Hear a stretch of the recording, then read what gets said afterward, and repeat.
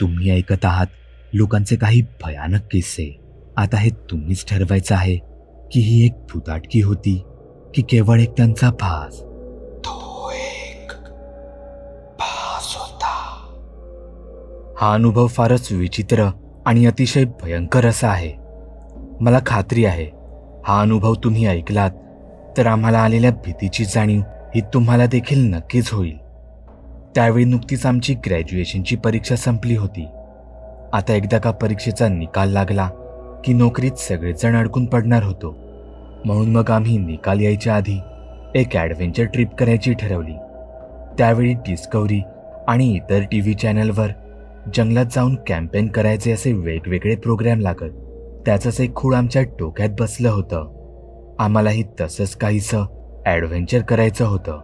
एखाद्या जंगल सदृश्य भागात जाऊन आम्हाला 1-2 दिवस तिथेच काढायचे होते. या सगळ्या गोष्टींसाठी एकच जागा सगळ्यात जवळ आणि उत्तम होती, ती म्हणजे कोकणातील.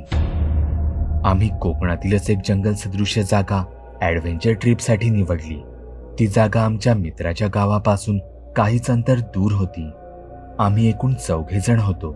घरचे अशा कॅम्पसाठी डायरेक्ट परवानगी देणे हे शक्य नव्हतं. म्हणूनच आम्ही आधी 4 जण मुंबईतून ट्रेननेच आमच्या मित्राच्या गावी गेलो. तिथे त्याच्या घरी एक रात्र राहून आम्ही सकाळी जंगलाच्या दिशेने निघालो. मित्राच्या घरून आम्ही जरा खोटच बोलून निघालो होतो. त्यांना सांगितलं की आम्ही पुढील 2 दिवस आमच्या दुसऱ्या एका मित्राकडे राहायला जाणार आहोत. मग त्यानेही जास्त काही प्रश्न विचारले नाहीत. आम्ही घरातून काहीही न खाता पिता निघालो होतो. त्यामुळे आसपास मिळेल तो रानमेवा आम्ही गोळा करत जात होतो. दुपार व्हायच्या आत आम्ही जंगलात पोहोचलो होतो. बोरं करवंद तर आम्ही बरीच खाल्लीही होती आणि सोबत गोळाही केली होती. पण त्याने आमची भूक काही थांबणारी नव्हती. आमच्या आनंद नावाच्या मित्राला जंगलाबद्दल बरीच माहिती होती.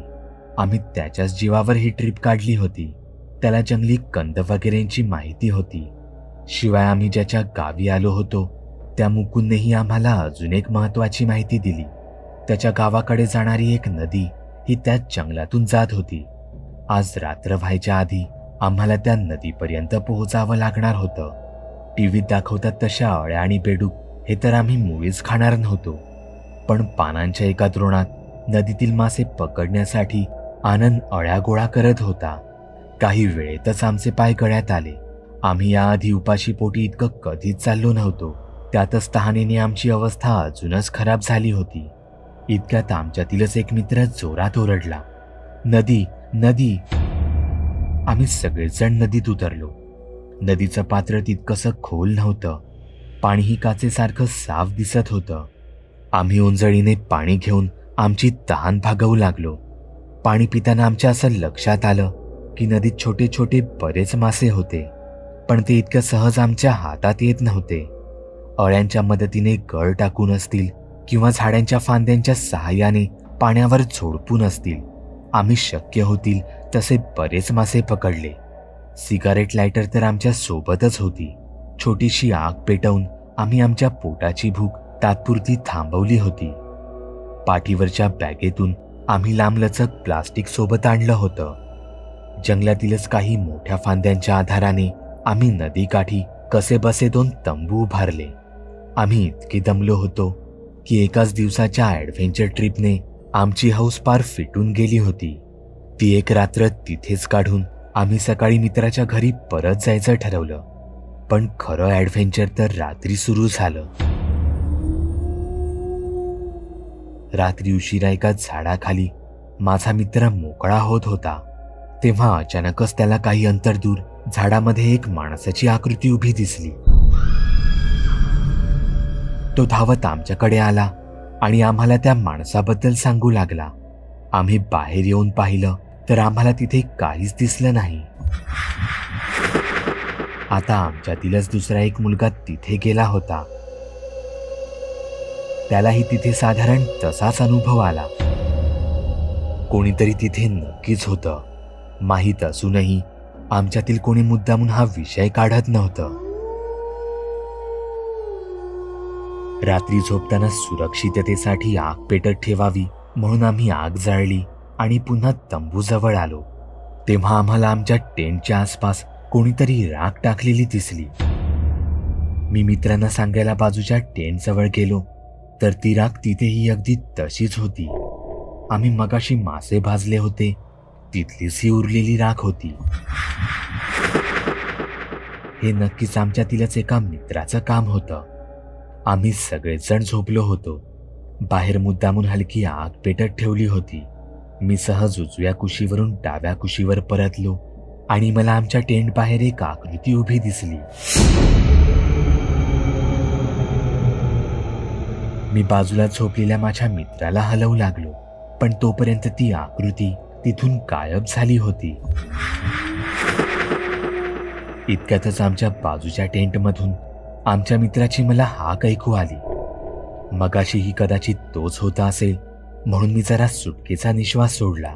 माझा मित्र बाजूच्या टेंटमधून आमच्याकडे धावतच आला. तो घाबरला होता. तो म्हणाला, जमिनीला कान लावलं तर खालून कोणीतरी हातपाय मारल्याचा आवाज येतो. हे काय आणि नवीन मूर्खासारखं. आम्ही तसेच तिथून त्याच्या तंबूत जाऊन आवाजाचा कानोसा घेऊ लागलो तर तसा कसलाच आवाज आम्हाला आला नाही. आमचा मित्र मात्र ऐकायलाच तयार नव्हता. शेवटी तो तिथली जमीन खणू लागला. आम्ही तर झोपमोड झाली म्हणून वैतागलो होतो. त्यात ह्याचं काय मध्ये. आणि तेवढ्यातच तो ओरडला. त्याला तिथे जमिनीत एक अर्धवट जळलेलं हाड मिळालं. मला तर खात्रीच पटली हा त्याचाच प्लॅन होता आम्हाला मुद्दामून घाबरवायचा. मी त्याला सांगितलं, अरे बाजूलाच नदी आहे तिथून आलं असेल वाहून. तिथे रात्रभर मला शेजारच्या तंबूतून कुजबुजल्याचा आवाज येत राहिला. इतकंच नाही तर रात्रभर एक सावली आमच्या तंबू बाहेरून फेऱ्या मारत असताना मला दिसली. रात्रभर मला माझ्या मित्रांनी घाबरवण्याचा बराच प्रयत्न केला पण मी आधीच त्यांना ओळखून होतो. अशीच संपूर्ण रात्र निघून गेली. सकाळ झाली तसं मी माझ्या मित्रांना जरा खडसावूनच विचारू लागलो, काय रे, रात्रभर गप्पा काय मारत होता, तंबूभोवती घुटमळत काय होता, मुद्दामून घाबरवत होता ना मला.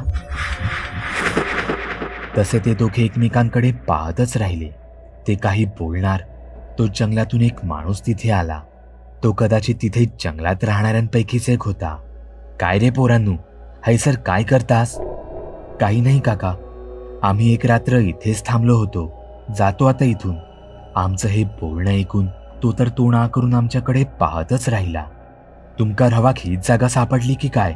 निघा ऐसून लवकर. यावेळी मात्र तो जरा रागातच बोलला. हो हो, निघतोच आहे आम्ही, पण एवढं काय झालं ओरडायला? तुमका कायच वाटत नाही की काय ह्या असा स्मशानामध्ये झोपू? स्मशान? त्या माणसाच्या म्हणण्याप्रमाणे तिथे जंगलात राहणाऱ्या लोकांचं तेच एक स्मशान होतं. तो माणूस तर तिथून आम्हाला दम भरून निघून गेला. तेवढ्यात आमचे दोघे मित्र सांगू लागले, अरे अख्खी रात्र तर आम्हाला तुमच्याच टेंटमधून आवाज येत होते. तुमच्या टेंटमधून अधूनमधून कोणीतरी आत बाहेरही करत होतं. त्यामुळे घाबरून आम्ही अख्खी रात्र जागूनच काढली.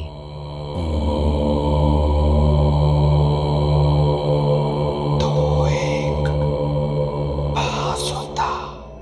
तुम्ही सुद्धा तुमच्या गोष्टी बागुल बुवाला मेल किंवा मेसेज करू शकता. बागुल बुवा. चॅनलवर अपलोड केलेल्या नवीन व्हिडिओची नोटिफिकेशन मिळवण्यासाठी चॅनल सबस्क्राईब करायला विसरू नका. व्हिडिओ आवडला तर आमच्या मेहनतीचा मोबदला म्हणून तो लाईक करून मित्रांसोबत जरूर शेअर करा. चॅनलवरचे इतर व्हिडिओ पाहण्यासाठी इथे क्लिक करा. तसेच चॅनलवरची प्लेलिस्टही चेक करा. दर दिवशी नवनवीन भूतांचे व्हिडिओ बनवून मी तुमचं मनोरंजन करत राहू याची खात्री बाळगा.